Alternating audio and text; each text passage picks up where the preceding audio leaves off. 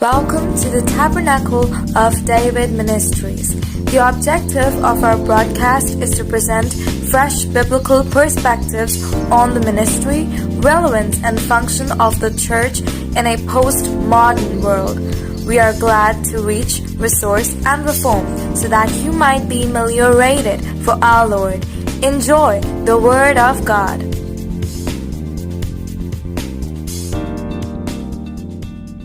सभी को यीशु के महान नाम में जय मसीह की।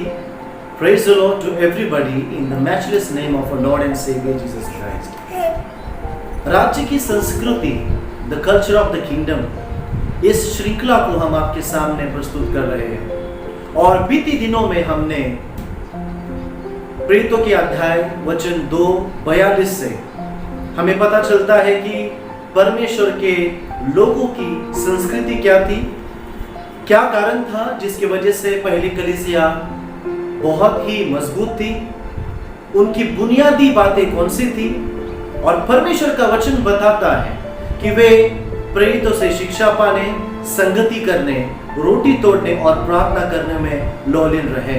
ये चार जो स्तंभ हैं जो आज कहीं खो चुके हैं, हमें अपने घरों में, कलीसियाओं में, हमें अपने बिजनेस में इस पिलर्स को, इस स्तंभ को पुनर्निर्माण करना बहुत ही आवश्यक है। क्योंकि इस बात को हम समझे कि नए नियम की कलीसिया का जो पैटर्न है, जो ढांचा है, वो है दाऊद का तंबू।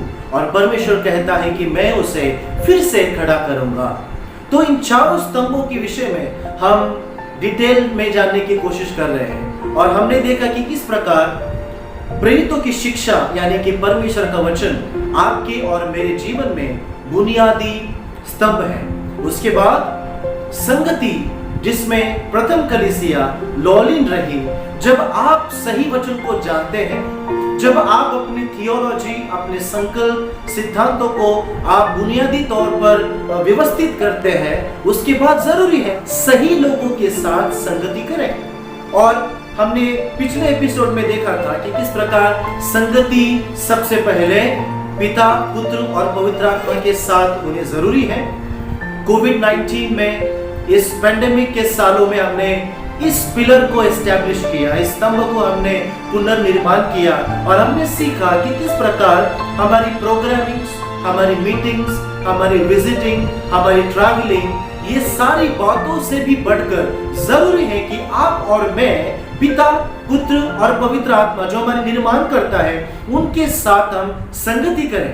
It is mandatory for you and I that we must fellowship first and foremost with the God the Father, God the Son and God the Holy Spirit apart from our external fellowship। और आज के episode में हम चर्चा करेंगे कि संगति के फायदे क्या हैं। What is the benefit of fellowship? और जो पहला फायदा है, संगति मेरे और आपके जीवन में अभिषेक को लेकर आती है। Fellowship brings anointing in your life and mine।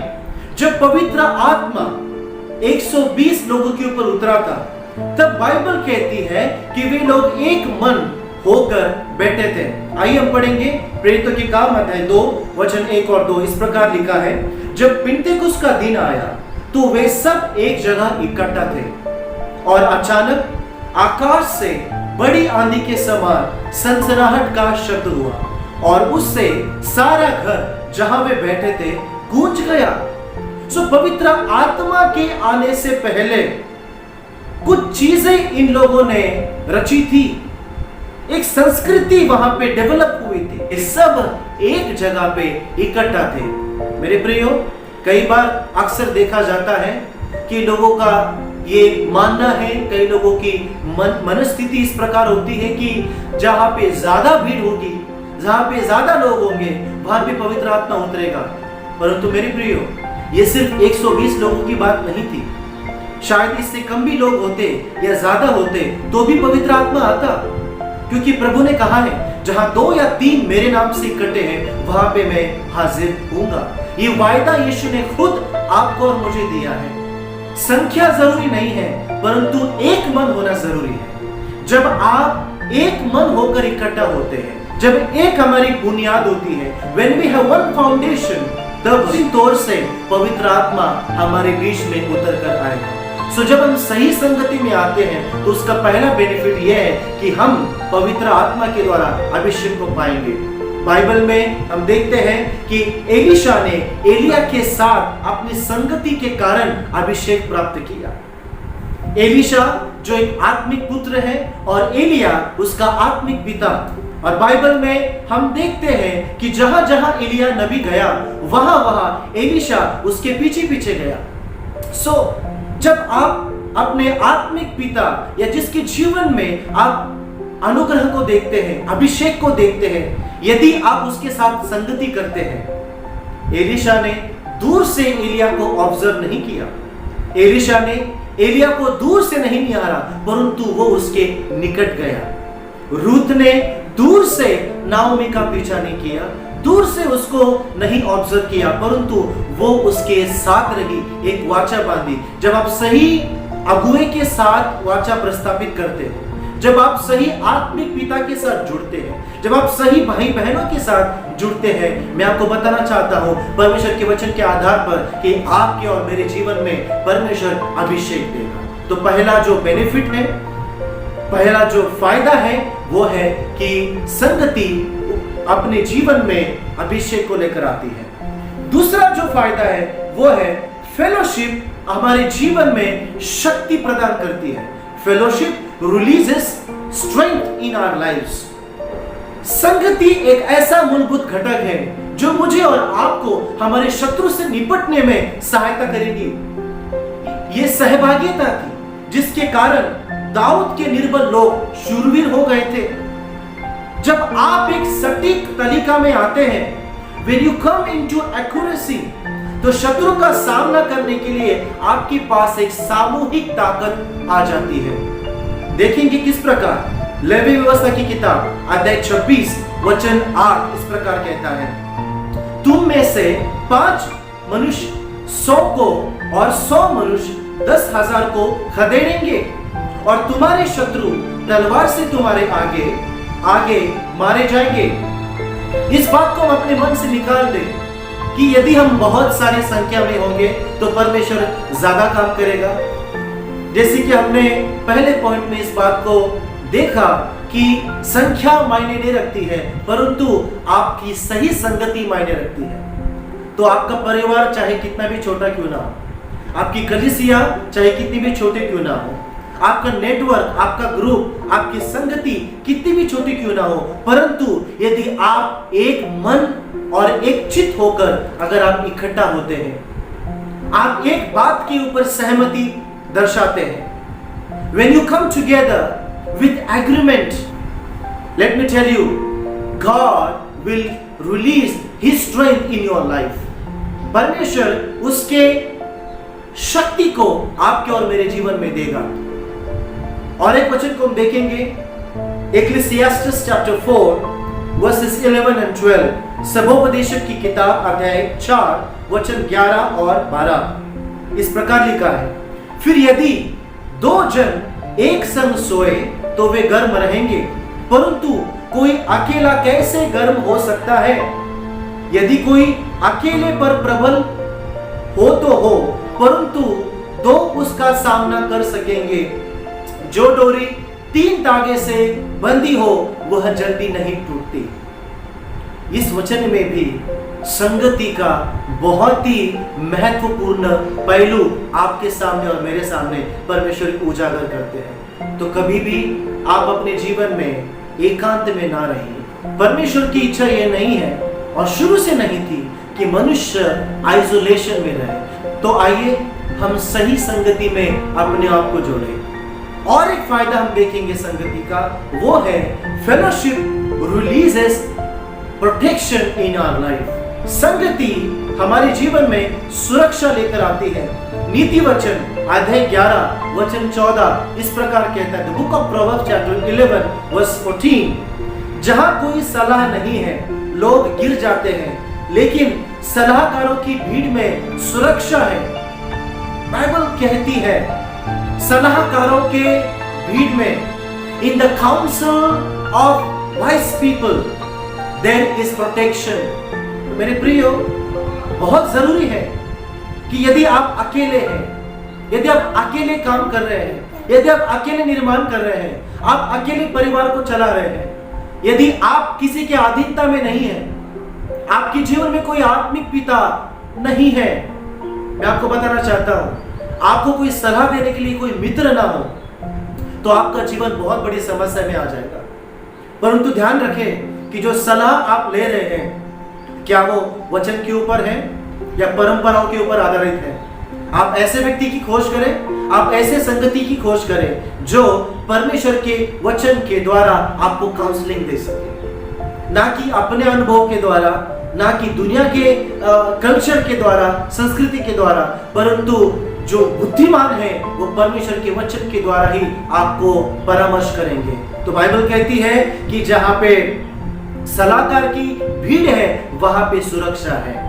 तो जब आप सही संगति में आते हैं तो आपको सुरक्षा भी मिलेगी, परमेश्वर के द्वारा आप हमेशा प्रोटेक्टेड रहेंगे।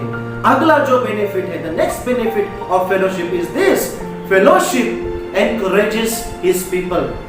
संगति आपको प्रोत्साहित करती है।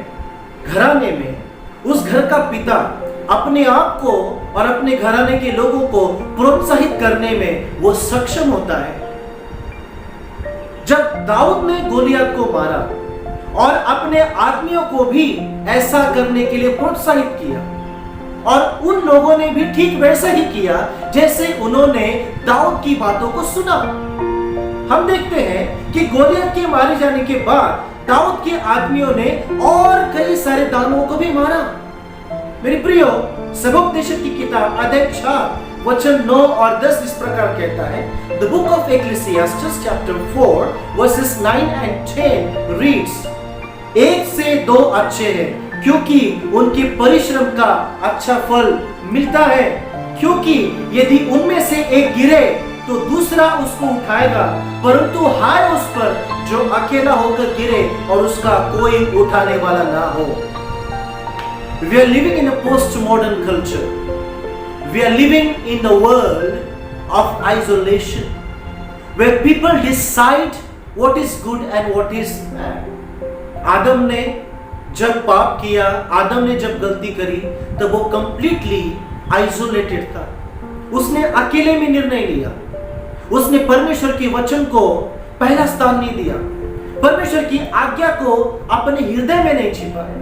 यदि वो ऐसा करता तो अपने ऊपर और संपूर्ण मानव जाति पे परमेश्वर के अभिशाप को वो न्योता नहीं देता। और जब शैतान ने उसे अकेले में देखा तब उसकी परीक्षा हुई। So let me tell you, when you are in isolation, there is going to be temptations, there is going to be fallouts. पूरे बाइबल में जितने भी आगुओं ने अपने आप को जब जब अलग किया, जब उन्होंने किसी की अधीनता में रहने को महत्व नहीं दिया, जब उन्होंने इस बात को सोचा कि मैं अकेले सब कुछ कर सकता हूं, तब वे बहुत बड़े परेशानी का सामना उन्हें करना पड़ा। लूत ने संगति को छोड़ा, अब्राहम को छोड़ा, जिसके ऊपर परमेश्वर का अभिषेक था, और बाद में पता चलता है कि वो खुद एक कैप्टिव बन गया। He himself became a captive. वो बंधुआई में चला गया और फिर इब्राहिम को फिर से अपनी लोगों के साथ सेना को ले जाना पड़ा ताकि लूत को, उसने पत्नी को, उसके घराने को छुड़ाए। When you are in isolation, you will end up in lot of troubles. So it is better to be in the midst of people who will encourage you. और हम देखते हैं जब दाऊद और उसके जो ग्रुप है, दाऊद और उसकी जो कलीसिया है, जब वो सियोन आती है तो वहां पे कोई भी कमजोर नहीं है, वहां पे कोई भी, the Bible says there is no feeble amongst them. Why it happened? It is the power of the fellowship. तो संगति आपको प्रोत्साहित करती है। अगला बेनिफिट हम देखेंगे, we shall see next benefit of fellowship is fellowship brings maturity. संगति आपके और मेरे जीवन में परिपक्वता को लेकर आती है।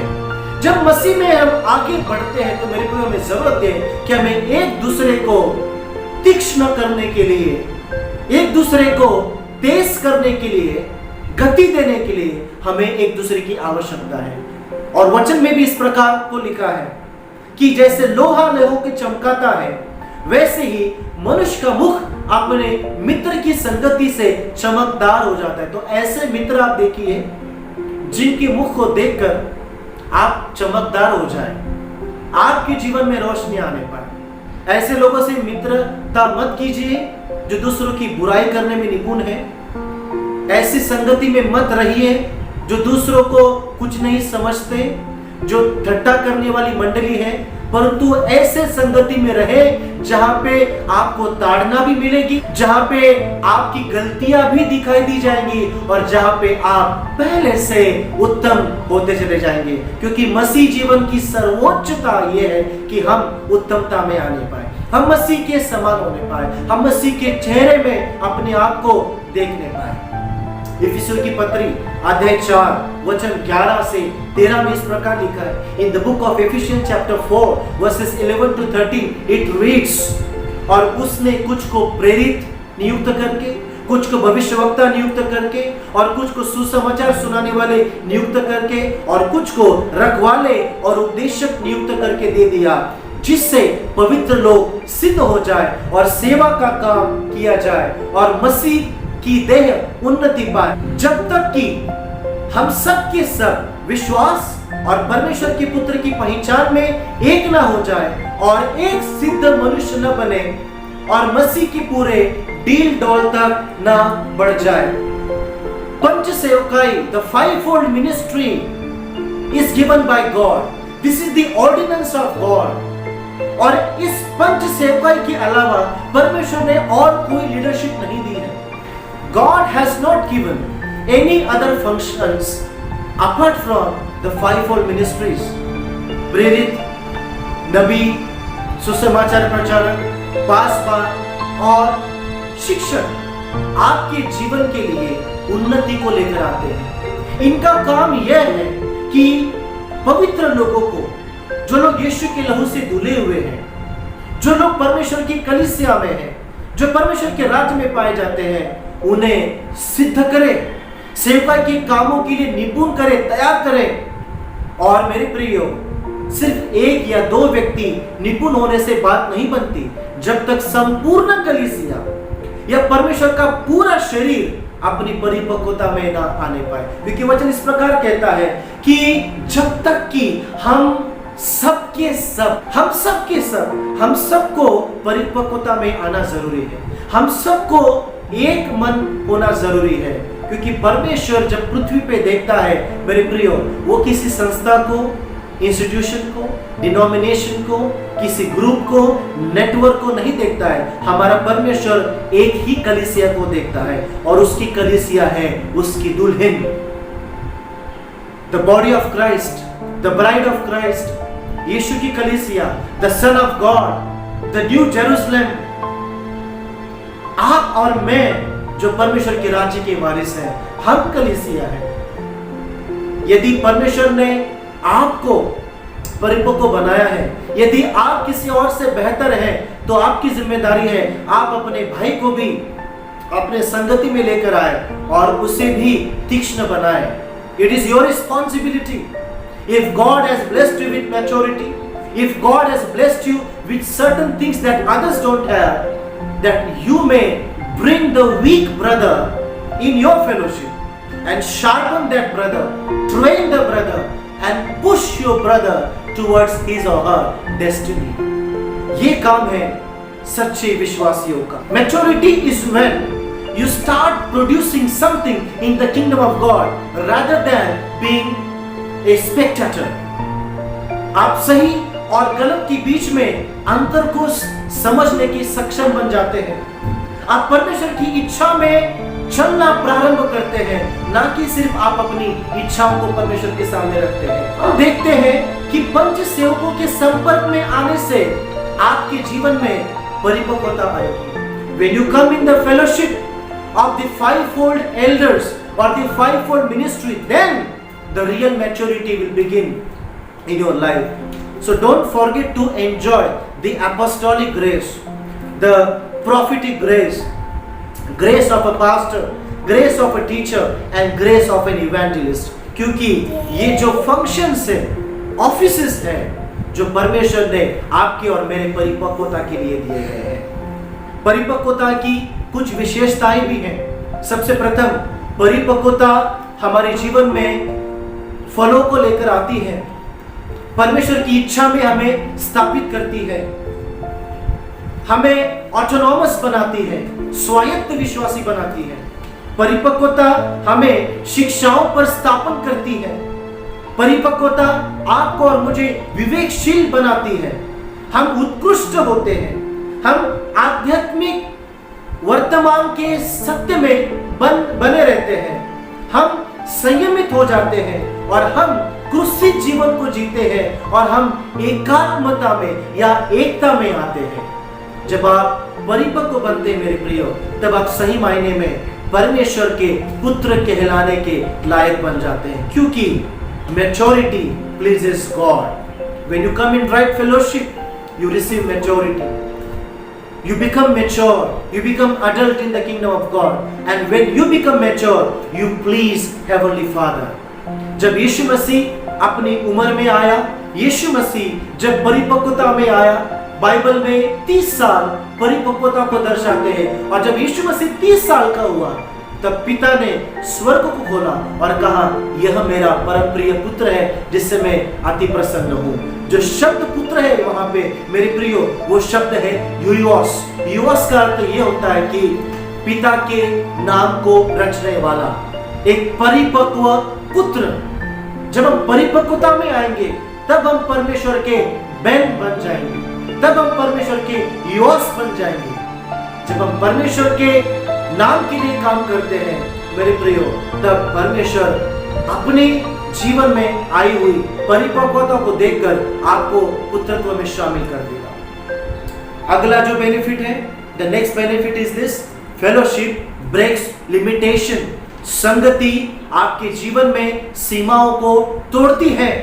हम देखते हैं मेरे प्रियो कि जब हम संगति में नहीं होते हैं तो हम लिमिटेड होते हैं।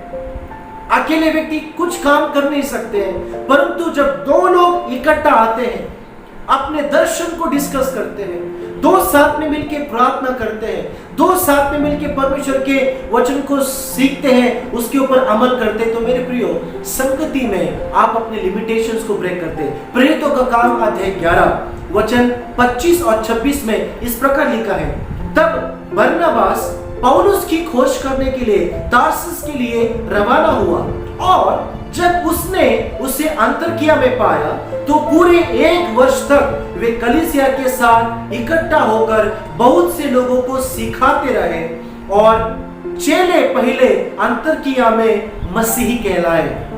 Let me tell you, बरनबास के साथ पौलुस की संगति ने अंतरकिया में उसकी सेवकाई का द्वार खोल दिया। कभी भी दूसरे भाई के साथ संगति में रहना ना छोड़ें। मैं आप एक बात बताना चाहता हूं, आजकल कई लोग अपने आप को ही परफेक्ट समझते हैं। आप उस झूठ और छलावे के चपेट में ना आए। अपने से बेहतर लोगों को ढूंढें, अप्रिशिएट करें दूसरों के अनुग्रह को। कोई अच्छा प्रचार कर रहा है, आप उसे अप्रिशिएट करें। कोई अच्छा गीत गा रहा है, आप उसे अप्रिशिएट करें। यदि किसी और की सेवकाई आपसे अच्छी है, स्ट्रांग है, आप उनमें गलतियां ना ढूंढें, उनके अनुग्रह को समझे, अप्रिशिएट करें। यदि आपसे कोई और अमीर है, आप उसे अप्रिशिएट करें, उनकी संगति में रहें, संपर्क बनाए रखें, क्योंकि जब आपके अंदर दूसरों को सराहने की भावना मिट जाती है, आप अपने ही भाई का वध करने के लिए, खून करने के लिए आपके हाथ काम करने लग जाएंगे। जब परमेश्वर ने काइन के चढ़ावे को, काइन के फर्स्ट फ्रूट को ठुकराया और हाबिल के अर्पण को या चढ़ावे को स्वीकार किया, तो काइन हाबिल को अप्रिशिएट नहीं कर पाया। Cain could not appreciate his brother Abel, and the end result was he ended up killing his own brother। और उसके बाद उसने कहा, क्या मैं अपने भाई का रखवाला हूं? वही उसका उत्तर था। और परमेश्वर आज कहता है कि यस, तुम तुम्हारे भाई के रखवाले हो।